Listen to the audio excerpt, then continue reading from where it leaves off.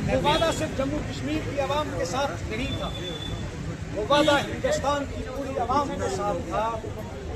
और उस वादे में उन्होंने ये कहा था कि ये यूटी का स्टेटस टेम्परेरी स्टेटस है, हम बहुत जल्द आपको रियासत वापस करेंगे।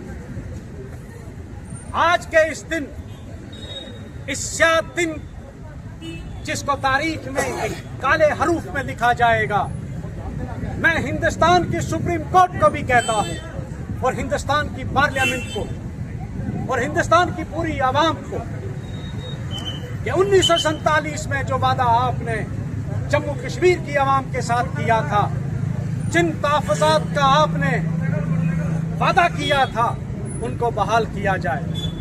और हिंदुस्तान की सबसे बड़ी अदालत को हम आज के दिन के दोबारा याद कराना चाहते हैं कि आपके पास हिंदुस्तान के अटॉर्नी जनरल ने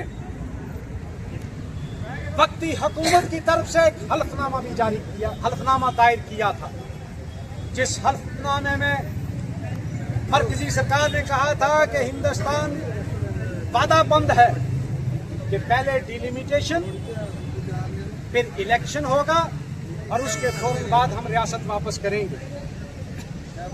2 साल हो चुके हैं, हमारी रियासत हमको वापस नहीं दी,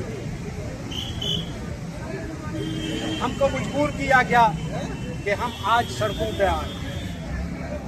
मैं आप लोगों को ये बात कहना चाहता हूं, इसके बाद हम लोग एक लाएमल इख्तियार करेंगे, एक रोड मैप तैयार करेंगे, जिसके तहत इसके फौरन बाद हम लोग इस एहतजाज को हर इलाके में करेंगे, क्योंकि रजौरी सब का पहुंचना बहुत मुश्किल है। कहीं गाड़ियों की पाबंदियां हैं, रिस्ट्रिक्शंस भी लग जाती हैं। 15 अगस्त के फौरन बाद हम इसको एक इज्तिमाई शक्ल देंगे, अवामी शक्ल देंगे, और उसके बाद अन्ना मंडी में भी होगा, मंजाकोट में भी होगा, रजौरी में भी होगा, पुतुल में भी होगा, बकोरी में भी होगा। हर जगह हम लोग प्रोटेस्ट करेंगे, हम सड़कों पे उतरेंगे। मुज़फ़्फ़र साहब कदम बढ़ाओ, हम तुम्हारे साथ हैं। मुज़फ़्फ़र साहब कदम बढ़ाओ, हम तुम्हारे साथ हैं। मोदी सरकार होश में आओ, होश में आओ, होश में आओ। रियासत वापस करो, वापस करो, वापस करो।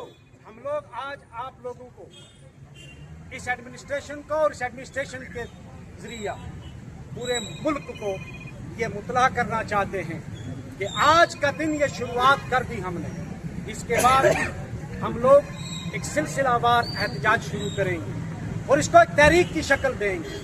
ये एक तहरीक बनेगी जब तक कि वो तमाम हकूक जो हमसे छीने गए हैं 5 अगस्त 2019 को वो हमको वापस नहीं मिलते हैं, हम लोग चुप अब नहीं बैठेंगे। बिल्कुल। और इसके लिए मैं आपको कहता हूँ, जिस दिन आपको ये इतला मिलती है, भाई हर आदमी को मैं फोन नहीं कर सकता हूँ, मैं फेसबुक पे लिखता हूँ, जहाँ हम लोग आपको कहेंगे आप सब लोग वहाँ इकट्ठे हो जाएं।